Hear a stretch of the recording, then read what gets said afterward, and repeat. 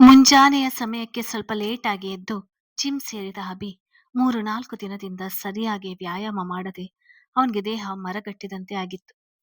T shirt ತೆಗೆದು ಒಂದು waste ಧರಿಸಿ ಜಿಮ್ಗೆ ಬಂದವನನ್ನು ನೋಡಿ ಜಿಮ್ನಲ್ಲಿದ್ದ ಎಲ್ಲರಿಗೂ ಒಳಗೊಳಗೆ ನಗು ಶುರುವಾಗಿತ್ತು. ಅದರ ಬಗ್ಗೆ ಹೆಚ್ಚು ತಲೆ ಕೆಡಿಸಿಕೊಳ್ಳದ ಅಭಿ ತನ್ನ ಪಾಡಿಗೆ ತಾನು ವ್ಯಾಯಾಮ ಮಾಡುತ್ತಿದ್ದನು.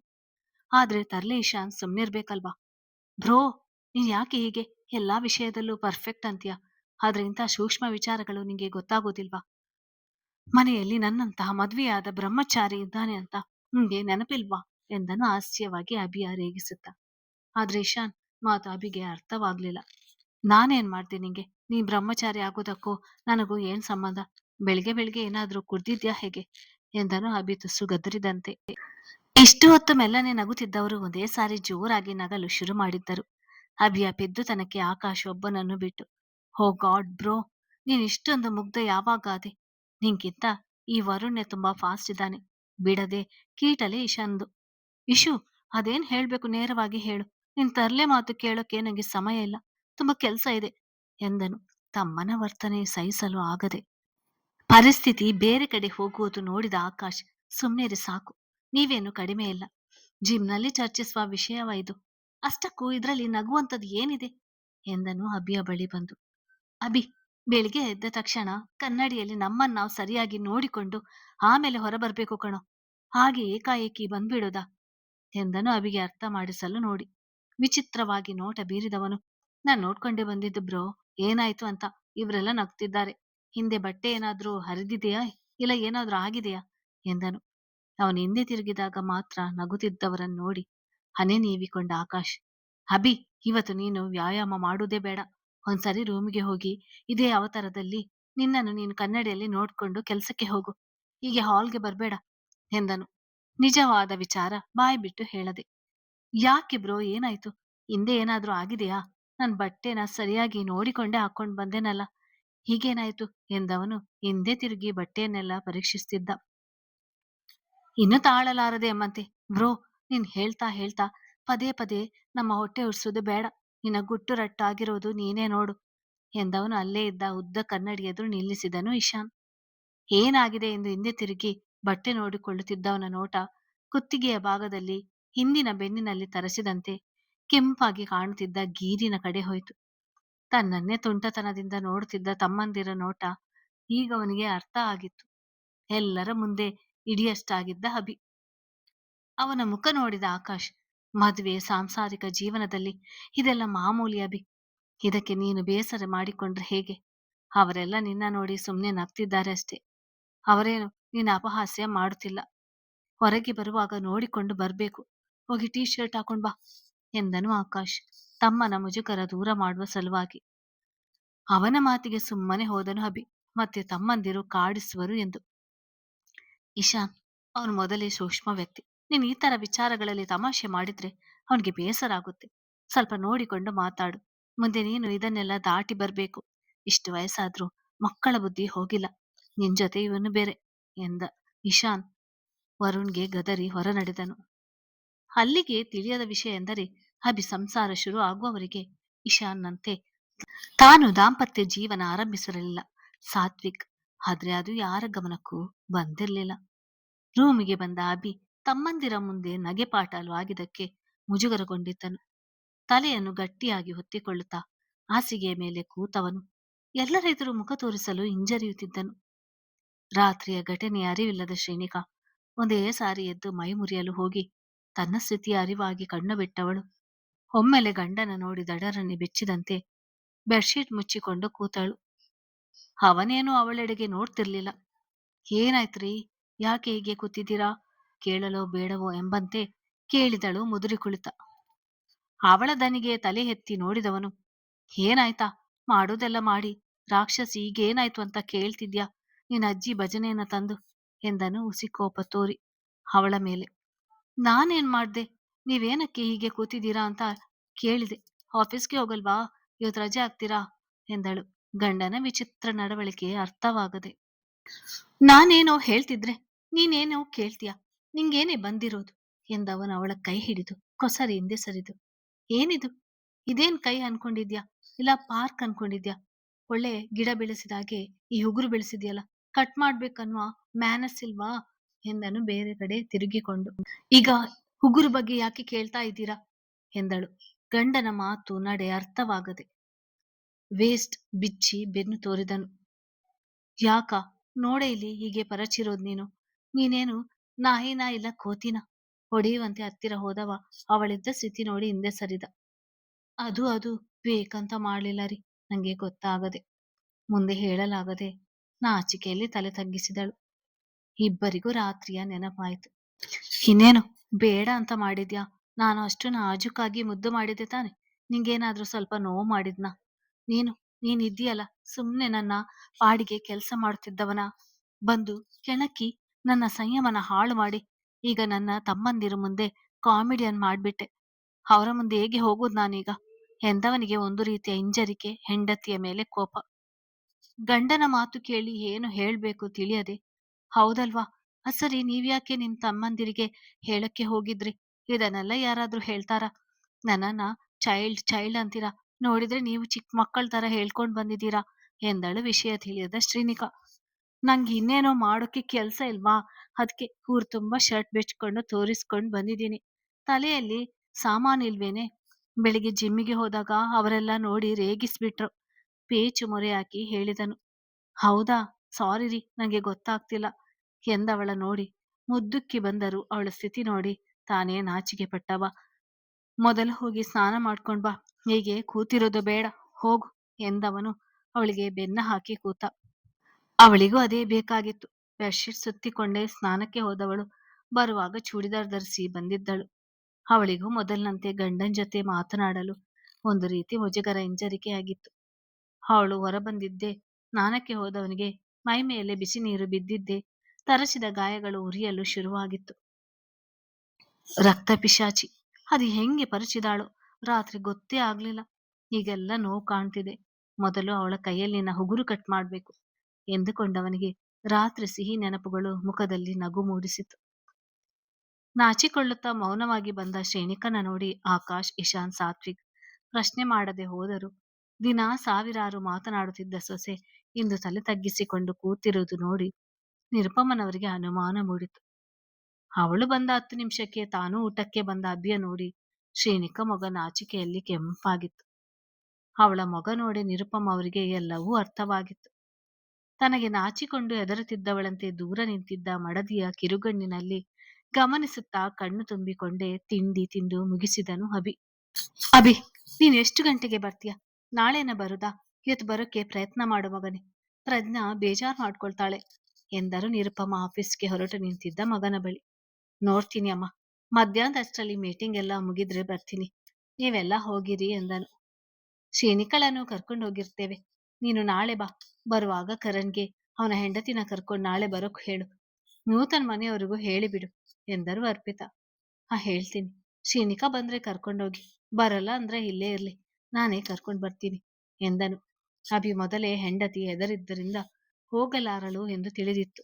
ಅವಳೊಬ್ಬಳು ಇಲ್ಲಿದ್ದು ಏನ್ ಮಾಡ್ತಾಳೆ? ಅವಳು ಬರ್ಲಿ, ನೀನೊಬ್ಬ ಆಮೇಲೆ ಬಾ, ಏನಾಗೋಲ್ಲ ಎಂದರು ನಿರುಪಮ ಸೊಸೆ ಸೇರಿಸಿಕೊಂಡು. ಇಲ್ಲ ಅತ್ತೆ, ನಾನು ಅಭಿ ಅವರ ಜೊತೆಯಲ್ಲೇ ಬರ್ತೀನಿ. 3 ದಿನದಿಂದ ಕಾಲೇಜ್ಗೆ ರಜೆ ಹಾಕಿ ತುಂಬಾ ಬರೆಯೋದಿದೆ. ಇವತ್ತು ರಜೆ ಹಾಕಿ ಎಲ್ಲ ಬರೆದು ಅವ್ರ ಜೊತೆ ಬರ್ತೀನಿ ಬಿಡಿ ಎಂದಳು ಶ್ರೇಣಿಕಾ ಹೊಸ ಜಾಗಕ್ಕೆ ಹೋಗಲು ಹಿಂಜರಿದು.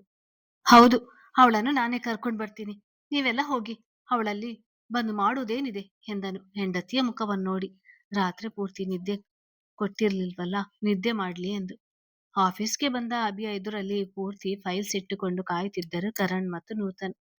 ಅಭಿ ಅಂದ್ರೆ ಹಾಗೆ, ಕೆಲಸದ ವಿಚಾರಕ್ಕೆ ಬಂದ್ರೆ ಅವನು ಸಂಪೂರ್ಣ ಕಠಿಣ ವ್ಯಕ್ತಿ. ಬೆಳಿಗ್ಗೆಯಿಂದ ಸಂಜೆವರೆಗೆ ಅವರದೇ ಪೂರ್ತಿ ಮೀಟಿಂಗ್ಸ್ ಆಗಿತ್ತು. ಅಭಿ, ನಾವು ವಹಿಸಿಕೊಂಡಿದ್ದ 100 ಕೋಟಿ ಪ್ರಾಜೆಕ್ಟ್ ಇನ್ನೊಂದು ವಾರದಲ್ಲೇ ಮುಗಿಯುತ್ತೆ. ಅದರ ಬಗ್ಗೆ ಆಗಲೇ ಎಲ್ಲ ಫೈಲ್ಸ್ ರೆಡಿ ಆಗಿದೆ. ಮುಂದೆ ಬೇರೆ ಪ್ರಾಜೆಕ್ಟ್ ಶುರು ಮಾಡ್ಬೇಕು ಅಂದ್ರೆ ಬೇರೆ ಎಂಪ್ಲಾಯೀಸ್ ತಗೋಬೇಕಾಗುತ್ತೆ ಎಂದನು ಕರುಣ್ ತನಗೆ ವಹಿಸಿದ್ದ ಬಗ್ಗೆ ಮಾಹಿತಿ ಕೊಟ್ಟು. ಅದಕ್ಕೇನಂತೆ, ತಗೋ, ಮುಂದಿನ ವಾರ ಇಂಟರ್ವ್ಯೂ ಅರೇಂಜ್ ಮಾಡು, ನಾವೇ ಸೆಲೆಕ್ಷನ್ ಮಾಡೋಣ ಎಂದನು ಅಭಿ ಫೈಲ್ಸ್ ಚೆಕ್ ಮಾಡುತ್ತಾ. ಅಭಿ, ಈ ವರ್ಷದ ಪೂರ್ತಿ ಡೀಟೇಲ್ಸ್ ರೆಡಿ ಆಗಿದೆ. ಮುಂದಿನ ಹೊಸ ವರ್ಷಕ್ಕೆ ಅಡ್ಮಿಷನ್ ಬಗ್ಗೆ ಗಮನ ಕೊಡ್ಬೇಕು. ನೀನ್ ಹೇಗೆ ಹೇಳ್ತೀಯ ಹಾಗೆ, ಆದ್ರೆ ನಾನ್ ಹೇಳೋ ಪ್ರಕಾರ ಕಾಲೇಜ್ಗೆ ಅಡ್ಮಿಷನ್ ಜಾಸ್ತಿ ಆಗ್ಬೋದಂತ ಏನ್ ಮಾಡೋದು ಎಂದವನು. ಶಿಕ್ಷಣ ಸಂಸ್ಥೆಯ ಸಿಇಒ ಅವನೇ ತಾನೆ. ಅಡ್ಮಿಷನ್ ಎಷ್ಟೇ ಇರಲಿ, ವಿದ್ಯಾರ್ಥಿಗಳ ಜ್ಞಾನದ ಜೊತೆ ಅವರ ಗುಣವನ್ನು ನೋಡಿ ಅಡ್ಮಿಷನ್ ಮಾಡಿಕೊಳ್ಳೋಣ. ಮಾಮೂಲಿ ಪ್ರವೇಶ ಪರೀಕ್ಷೆ ಇರಲಿ, ಅದರ ಜೊತೆಗೆ ವಿದ್ಯಾರ್ಥಿಯ ಗುಣವನ್ನು ನೋಡು. ಜಾಸ್ತಿ ಮಕ್ಕಳು ಬೇಡ, ಲಿಮಿಟೆಡ್ ಆಗಿರ್ಲಿ ಎಂದನು. ಹಾಗೆ ಅಭಿ, ನಿಂಗೆ ಒಂದು ವಿಚಾರ ಹೇಳ್ಬೇಕಾಗಿತ್ತು. ನಾನು ಆಗಲೇ ನಿಂಗೆ ಹೇಳಿದ್ನಲ್ಲ, ನಂದೇ ಒಂದು ಫ್ಯಾಕ್ಟ್ರಿ ಸ್ಟಾರ್ಟ್ ಮಾಡ್ಬೇಕಂತ. ಅದನ್ನು ಈಗ ಸ್ಟಾರ್ಟ್ ಮಾಡ್ಬೇಕು ಅಂತ ಇದ್ದೀನಿ. ನಿಮ್ಮ ಅತ್ತೆ ಮಗನು ಬಂದಾಗಿದೆ ಎಂದನು. ಮಾತು ನಿಲ್ಲಿಸಿದ ಅಭಿಯ ಹುಬ್ಬು ಗಂಟಾದವು. ಆ ಅಭಿ, ಇನ್ ಎಷ್ಟು ದಿನ ಅಂತ ಸಮರ್ಥನ ಮೇಲೆ ಕೋಪ ಮಾಡ್ಕೊಳ್ತೀಯ? ಅವನಿಗೆ ಅಣ್ಣನೇ ತಾನೆ. ಒಂದು ಕಾಲದಲ್ಲಿ ಅವನು ನಮಗೆ ಗೆಳೆಯನೇ. ಆದ್ರೆ ಮದ್ವೆ ವಿಚಾರದಲ್ಲಿ ಸ್ವಲ್ಪ ಎಡವಿ ಬಿಟ್ಟ. ಅದು ಬಿಟ್ರೆ ಅವನ್ ಕೆಟ್ಟ ಮನುಷ್ಯನಲ್ಲ, ಅದು ನಿನಗೂ ಗೊತ್ತಿದೆ. ಇನ್ನೇನು 3 ವರ್ಷದಿಂದ ಅವರನ್ನು ದೂರ ಇಟ್ಟಿದ್ಯಾ, ಈಗಲಾದ್ರೂ ಕ್ಷಮಿಸಿ ಬಿಡು ಎಂದನು ನೂತನ್. ನಂಗೂ ಹಾಗೆ ಅನಿಸುತ್ತೆ ಕಣೋ. ಆದ್ರೆ ಪ್ರಜ್ಞಾ ಅಕ್ಕ ಮುಖ ನೋಡಿದಾಗಲೆಲ್ಲ ಅವನು ಮದ್ವೆ ಮನೆಯಲ್ಲಿ ಮಾಡಿದ ಎಡವಟ್ಟಿನಿಂದ ನಮಗಾದ ಅವಮಾನ ಕಣ್ಣ ಮುಂದೆ ಬರುತ್ತೆ. ಅವತ್ತಿನ ದಿನ ನನ್ನ ಜೀವನದಲ್ಲಿ ಮರೆಯೋಕ್ಕಾಗಲ್ಲ. ನಾವೆಲ್ಲ ಎಷ್ಟು ಕಣ್ಣೀರು ಹಾಕಿದ್ದೆವು. ಮತ್ತೆ ನಮಿಗೂ ಮಾತ್ರ ಗೊತ್ತು ಈ ಇಡಿಯಟ್ನಿಂದ ಎಂದನು ಹಲ್ಕಚ್ಚಿ ಹಿಡಿದು.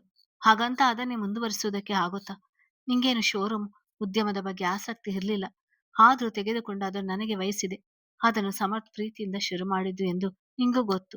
ನೀನು ಆ ಶೋರೂಮ್ನ ತಗೊಂಡಿದ್ದೆ ಸಮರ್ಥ್ನದು ಅಂತ ತಾನೆ. ಹಿಂಗ ವಾಪಸ್ ಕೊಟ್ಬಿಡು ಮಗ ಎಂದನು ಕರಣ್. ನೀವೆಲ್ಲ ನೋವು ಪಟ್ಟಿದ್ದೀರ, ಅದು ನನಗೂ ಗೊತ್ತಿದೆ, ಇಲ್ಲ ಅಂತ ಹೇಳಲ್ಲ. ಅಕಸ್ಮಾತ್ ಸಮರ್ಥ್ ಸುಮ್ಮನೆ ಮದುವೆಯಾಗಿ ನಂತರದಲ್ಲಿ ಪ್ರಣತಿ ಅವನ ಜೀವನಕ್ಕೆ ಮತ್ತೆ ಬಂದು ಕಾಡಿದ್ರೆ ಆಗೇನ್ ಮಾಡ್ತಿದ್ದೆ? ಸಮರ್ಥ್ ಒತ್ತಾಯದಲ್ಲಿ ಪ್ರಜ್ಞಾ ಜೊತೆ ಜೀವನ ಮಾಡ್ತಿದ್ದ. ಅದರಿಂದ ಪ್ರಜ್ಞಾ ಅಕ್ಕ ಸಂತೋಷವಾಗಿ ಇರ್ತಿದ್ಲ. ಅದೇ ಈಗ ನೋಡು, ಸಮರ್ಥ್ನಕ್ಕಿಂತ ಒಂದು ಕೈ ಮೇಲೆ ಇರುವ ಸುಹಾಸ್ ಸಿಗ್ಲಿಲ್ವಾ ಹೇಳು?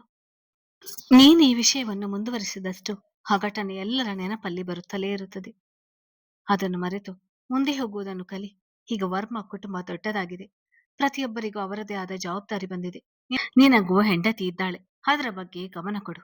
ಈಗ ನಾನು ಏನ್ ಮಾಡ್ಬೇಕು ಅಂತೀರಾ? ಅವನು ಅಷ್ಟು ಅವಮಾನ ಮಾಡಿದ್ರು ನಾನಾಗಿ ನಾಚಿಕೆ ಬಿಟ್ಟು ಅವನ ಜೊತೆ ಮಾತನಾಡಿ ರಾಜಿ ಆಗ್ಬೇಕು ಅಂತಾನ? ಅದೆಲ್ಲ ನನ್ನಿಂದ ಸಾಧ್ಯವಿಲ್ಲ ಎಂದನು ಕಡ್ಡಿ ತುಂಡು ಮಾಡಿದಂತೆ. ನಂಗೇನೋ ಸಮರ್ಥ್ ತುಂಬಾ ನೊಂದಿದ್ದಾನೆ ಅನ್ಸುತ್ತೆ ಕಣೋ. ಅವ್ರ ಅಪ್ಪನ ಹತ್ರನೂ ಅವನ ಆಸ್ತಿ ತಗೊಂಡಿಲ್ಲ. ಅವನ ಮಗು ಬೇರೆ 6 ತಿಂಗಳಿಗೆ ಅಬೋಷನ್ ಆಗಿದೆ ಅಂತಲ್ವಾ? ಅಷ್ಟು ದೊಡ್ಡ ಮನೆತನದವನಾಗಿ ಅಷ್ಟೊಂದು ಆಸ್ತಿ ಇಟ್ಕೊಂಡು ಇನ್ನೊಬ್ರ ಕೈ ಕೆಳಗೆ ಕೆಲಸ ಮಾಡ್ತಿದ್ದಾನೆ ಅಂದ್ರೆ ಅವನೆಷ್ಟು ಪಶ್ಚಾತ್ತಾಪ ಪಟ್ಟಿದ್ದಾನೆ ನೀನೇ ಯೋಚನೆ ಮಾಡು ಎಂದನು ಕರಣ್. ಕರಣ್ಣನ್ನು ನೀನು ಸಮರ್ಥ್ ಬರೋವರೆಗೂ ಶೋರೂಮ್ ನೋಡಿಕೋ ಎಂದೇ ಕರೆತಂದಿತ್ತು. ಈಗ ಅವನಿಗೂ ಸಂಸಾರದ ಜವಾಬ್ದಾರಿ ಬಂದಿದೆ. ಅವನು ಬೇರೆ ಉದ್ಯಮಕ್ಕೆ ಹೋಗಲು ಇಚ್ಛಿಸ್ತಿದ್ದಾನೆ. ನೀನು ಶೋರೂಮ್ನ ಸಮರ್ಥ್ನಿಗೆ ಕೊಟ್ಟು ದುಡ್ಡು ತಕೊಂಡ್ಬಿಡು. ಸರಿ, ಯೋಚನೆ ಮಾಡ್ತೀನಿ ಎಂದವನು ಎಲ್ಲಾ ಫೈಲ್ಸ್ ಅನ್ನು ಮಾಡಿ ಮನೆಗೆ ಹೊರಡಲು. ನಾಳೆ ಪ್ರಜ್ಞಾ ಅಕ್ಕನ ಸೀಮಂತ ಇದೆ. ಅಮ್ಮ ನಿಮ್ಮನ್ನೆಲ್ಲ ಕರೆಯುವುದಕ್ಕೆ ಹೇಳಿದ್ರು. ನಿಮ್ಮ ಮನೆಯವರ ಜೊತೆ ಬನ್ನಿ, ಮಿಸ್ ಮಾಡಬೇಡಿ. ಕರಣ್, ವೇದಳನ್ನು ಕರೆದುಕೊಂಡು ಬಾ ಎಂದವನು ಮನೆಗೆ ಹೊರಟನು. ಹೆಂಡತಿ ಒಬ್ಬಳೇ ಇರುವಳೆಂದು. ಪ್ರಜ್ಞಾನ ಸೀಮಂತಕ್ಕೆ ಎಲ್ಲರೂ ಹೋಗಿದ್ದರು. ಅಂಜನ ಪ್ರಜ್ಞಾನ ಗಂಡ ಸುಹಾಸ್ನ ತಂಗಿ ಆಗಿದ್ದರಿಂದ ಮುಂಚೆನೆ ಹೊರಟು ನಿಂತಿದ್ದಳು. ಆಕಾಶ್ ತಂಗಿಯನ್ನು ನೋಡುವ ಸಲುವಾಗಿ ಹೊರಟಿದ್ದ. ಇಶಾನ್ ಅವರು ಮಾತ್ರ ಕೆಲಸದ ಸಲುವಾಗಿ ಬೇರೆ ಕಡೆ ಹೋಗ್ಬೇಕೆಂದು ಅವರು ಕೂಡ ನಾಳೆ ಬರುವರೆಂದು ಹಿಂದೇಟು ಹಾಕಿದರು. ಕಲ್ಯಾಣಿ ಭಾನುಮತಿ ನಾಳೆ ಬರುವುದಾಗಿ ಹೇಳಿ ಅವರ ಮನೆಗೆ ಹೋದರು. ಪ್ರಣತಿ ಕೂಡ ಅವರ ಜೊತೆಯೇ ಹೋದಳು. ಇಂಚರ ಹೋಗುವ ಮನಸ್ಸಿಲ್ಲದಿದ್ದರೂ ಅವಳ ಅತ್ತೆ ನಾದಿನಿ ಹೊರಟಿದ್ದರಿಂದ ತಾನು ಹೊರಟಿದ್ದಳು. ಸಂಜೆಯ ಸಮಯಕ್ಕೆ ಬಾಲ್ಕನಿಯಲ್ಲಿ ಕುಳಿತು ಕೆಲಸ ಮಾಡ್ತಿದ್ದ ಗಂಡನಿಗೆ ತಾನೇ ಕಾಫಿ ಸ್ನಾಕ್ಸ್ ಹಿಡಿದು ಬಂದಿದ್ದಳು ಶ್ರೀನಿಕಾ. ನೀನ್ ಯಾಕೆ ಅವರ ಜೊತೆ ಹೋಗ್ಲಿಲ್ಲ? ಹೋಗುದಲ್ವಾ, ಇಲ್ಲಿದ್ದೇನ್ ಮಾಡ್ತಿದ್ಯಾ ಎಂದನು ಕಾಫಿ ಹಿರುತ್ತ. ತಾನೊಂದು ಮಗ್ ಹಿಡಿದು ಕುಳಿತವಳು. ಅಲ್ಲಿ ನಂಗೆ ಯಾರು ಪರಿಚಯ ಇಲ್ಲ. ಮೊದಲನೇ ಸರಿ ಹೋಗೋಕೆ ಭಯ ಆಗ್ತಿದೆಯಪ್ಪ. ನಾಳೆ ಹೇಗೋ ನೀವು ಹೋಗ್ತಿರಲ್ವಾ, ಆವಾಗ್ಲೇ ಬರ್ತೀನಿ ಬಿಡಿ ಎಂದಳು. ಮತ್ತೆ ಮಧ್ಯಾಹ್ನ ನಿದ್ರೆ ಚೆನ್ನಾಗಿ ಆಯ್ತಾ? ಕುಂಭಕರ್ಣನ 2ನೇ ವಂಶದವಳು ನೀನು. ಬೆಳಿಗ್ಗೆ ಅಷ್ಟೊಂದು ಲೇಟ್ ಆಗೇ ಎದ್ದಿದ್ಯಾ. ಮತ್ತೆ ಮಧ್ಯಾಹ್ನ ಮಲಗಿದ್ಯಲ್ಲ, ಎಷ್ಟು ನಿದ್ದೆ ಸ್ಟೋರ್ ಮಾಡಿಟ್ಕೊಂಡಿರ್ತೀಯ? ಅವಳ ತುಸು ರೇಗಿಸಿದನು. ನಾನು ರಾತ್ರಿ ಸರಿಯಾಗಿ ನಿದ್ದೆ ಮಾಡಿಲ್ಲ. ನೀವುಗಳು ಮಲಗಬೇಕಾಗಿತ್ತು. ಬೇಡ ಅಂತವರು ಯಾರು? ಮನೇಲಿ ಒಬ್ಬಳೇ ಇದ್ನಲ್ಲ, ಸ್ವಲ್ಪ ಹೊತ್ತು ಮಲ್ಕೊಂಡೆ ಅಷ್ಟೆ ಎಂದಳು ಮೂತಿ ತಿರುವಿಕೊಂಡು. ಅವನಿಗೂ ಕೆಲಸ ಮಾಡಿ ಸುಸ್ತಾಗಿದ್ದರಿಂದ ಮೇಲೆದ್ದು ಮೈ ಮುರಿದವ ರೂಮಿಗೆ ವಾಕ್ ಮಾಡಲು ಹೋದವನು ಬರುವಾಗ ನೇಲ್ ಕಟ್ಟರ್ ಹಿಡಿದು ಬಂದಿದ್ದ. ಬೆಳಿಗ್ಗೆ ಏನು ಹೇಳಿ ಹೋಗಿದ್ದೀನಿ, ಉಗುರು ಕಟ್ ಮಾಡು ಅಂತ ತಾನೆ. ನಿಂಗೆ ಅದ್ರ ಬಗ್ಗೆ ಜ್ಞಾನ ಆದ್ರೂ ಇದೆಯಾ ಎಂದವನು ಅವಳ ಪಕ್ಕ ಕೂತು ಬೆರಳು ಹಿಡಿದನು. ಗಾಬರಿಯಿಂದ ಹಿಂದೆ ಸರಿದವಳು. ರೀ ರೀ ರೀ, ಇವಾಗ ರಾತ್ರಿ ಅಲ್ವಾ, ಉಗುರು ಕತ್ತರಿಸುವುದು ಅಪಶಕುನ. ಇವತ್ತು ಬೇಡ, ನಾಳೆ ಕಟ್ ಮಾಡುವಿರಂತೆ ಬಿಡಿ ಎಂದಳು. ಸ್ವಲ್ಪ ತಲೆ ಓಡಿಸಿ ಗಂಡನಿಂದ ತಪ್ಪಿಸಿಕೊಳ್ಳಲು. ಸುಮ್ನೆ ಇದ್ರೆ ಸರಿ, ಇವಾಗ ಎಲ್ಲ ಪೂರ್ತಿ ಉಗುರು ಕೀಳ್ತೀನಿ ನೋಡು ಎಂದವನು ಅವಳನ್ನು ಬಲವಂತವಾಗಿ ಎಳೆದುಕೊಂಡು ಉಗುರು ಕತ್ತರಿಸ್ತಿದ್ದ. ಉಗುರಿದ್ರೆ ನಿಮ್ಗೇನ್ರಿ, ಅದೇನಾದ್ರೂ ತೊಂದರೆ ಮಾಡ್ತಾ ನಿಮ್ಗೆ ಎಂದಳು ಪೆಚ್ಚು ಮೋರಿ ಹಾಕಿಕೊಂಡು. ತೊಂದ್ರೆ ನನಗಲ್ಲದೆ ಇನ್ಯಾರಿಗೆ ಆಗುತ್ತೆ? ನೀನು ಪರಚೋದ್ ನೋಡಿದ್ರೆ ಭಯ ಆಗುತ್ತೆ. ಇವತ್ ನನ್ಗೆ ಪೂರ್ತಿ ಬೆನ್ನು ಎಷ್ಟು ಉರಿತಾ ಇದೆ ಗೊತ್ತಾ? ಎಲ್ಲಿ ನಾನು ಪರಸ್ತಿನ ನಿನ್ನ ಮುಖನ, ಹೇಗಾಗುತ್ತೆ ನೋಡು ಎಂದು ಮುಂದೆ ಬಂದನು. ಇನ್ಮೇಲೆ ಪರಚೋದಿಲ್ಲ ಬಿಡ್ರಿ, ನಂಗೆ ತುಂಬಾ ಇಷ್ಟ ಅಂತ ಉಗುರು ಬೆಳೆಸಿದ್ದು. ಅಷ್ಟು ಬೆಳೆಸೋಕೆ ಎಷ್ಟು ಕಷ್ಟ ಅಂತ ನಿಂಗೇನು ಗೊತ್ತು ಎಂದಳು ಕೈ ಬಿಡಿಸಿಕೊಂಡು. ನಂಗೇನು ಗೊತ್ತಾ, ತಿಂದಿದ್ದೆಲ್ಲ ಬರೀ ಉಗುರಿಗೆ ಹೋಗುತ್ತೆ. ಓದೋ ಹುಡುಗಿಯಾಗಿ ನೀನು ಇಷ್ಟೊಂದು ದೊಡ್ಡ ಉಗುರು ಬೆಳೆಸ್ತಾರ? ಅದರಲ್ಲಿ ಎಷ್ಟು ವಿಷ ಇರುತ್ತೆ ಗೊತ್ತಾ ಎಂದನು ಗದರಿದಂತೆ ಉಗುರು ಕಚ್ಚರಿಸುತ್ತ. ಎಂತದೂ ಇಲ್ಲ ಬಿಡಿ, ಪ್ರಪಂಚವೇ ಬೆಳೆಸುತ್ತೆ, ನಾನು ಬೆಳೆಸುವುದ್ರಲ್ಲಿ ಏನಿದೆ? ನಿಮ್ಮಂತ ಶ್ರೀಮಂತರ ಬುದ್ಧಿನೇ ಇಷ್ಟು ಚಿಕ್ಕ ಚಿಕ್ಕ ವಿಷಯಕ್ಕೂ ಸಂತೋಷ ಪಡೋಕೆ ಬಿಡಲ್ಲ. ಕ್ಲೀನ್ ಕ್ಲೀನ್ ಅಂತ ಅತಿಯಾಗಿ ಹಿಂಸೆ ಮಾಡ್ತೀರಾ ಎಂದಳು ಉಗುರು ಕತ್ತರಿಸಿದನೆಂದು ಸಿಟ್ಟಿನಲ್ಲಿ. ಸರಿ ಹೋಗು ಬಿದ್ಕೋ, ಸುಮ್ನೆ ನನ್ನ ಕೆಣಕಿ ಬಯಸಿಕೊಂಡು ಹೋಗ್ಬೇಡ. ಅಷ್ಟೊಂದು ಬುದ್ಧಿ ಇರುವವಳು ಶ್ರೀಮಂತ ಹುಡುಗನ ಯಾಕೆ ಮದ್ವೆ ಆದೆ? ನಿಂತರ ಮಿಡಲ್ ಕ್ಲಾಸ್ ಹುಡುಗನೇ ಆಗ್ಬೇಕಾಗಿತ್ತು. ನಾನೇ ನಿನ್ ಕಾಲಿಗೆ ಬಿದ್ದಿದ್ದೇನ ನನ್ನ ಮದ್ವೆ ಆಗುವ ಅಂತ? ಮಾತು ಮಾತಿಗೂ ಶ್ರೀಮಂತರು ಅಂತಾಳೆ. ನಿಜವಾಗಿ ಕೋಪಗೊಂಡಿದ್ದ ಅಭಿ. ಹಾಗೆಲ್ಲರಿ ನಾನು ಹೇಳಿದ್ದು, ಅತಿಯಾಗಿ ಮಾತನಾಡಿದ ಎನಿಸಿ ಸಮಜಾಯಿಸಿ ನೀಡಲು ಬಂದವಳ ಮಾತು ತಡೆದು. ನಂಗೀಗ ಮಾತನಾಡೋಕೆ ಇಷ್ಟ ಇಲ್ಲ ಶ್ರೀ. ನಂಗೆ ನಂದೇ ಆದ 1000 ಕೆಲಸ ಇದೆ. ಸುಮ್ನೆ ಮಲ್ಕೋ ಹೋಗು. ನಾಳೆ ಅಕ್ಕನ ಮನೆಗೆ ಹೋಗ್ಬೇಕು. ಸುಮ್ನೆ ತಲೆ ತಿನ್ಬೇಡ ರೇಗಿ ಕೆಲಸ ಮುಂದುವರಿಸಿದನು. ಕಥೆ ಮುಂದುವರಿಯುತ್ತದೆ. ಹಾಗೆ ಯಾರೆಲ್ಲ ನನ್ನ ಚಾನೆಲ್ ಅನ್ನು ಸಬ್ಸ್ಕ್ರೈಬ್ ಮಾಡಿಲ್ಲ ಅವರೆಲ್ಲ ದಯವಿಟ್ಟು ಪ್ಲೀಸ್ ಸಬ್ಸ್ಕ್ರೈಬ್ ಮಾಡಿ, ಹಾಗೆ ಕಥೆಯನ್ನು ಶೇರ್ ಮಾಡಿ.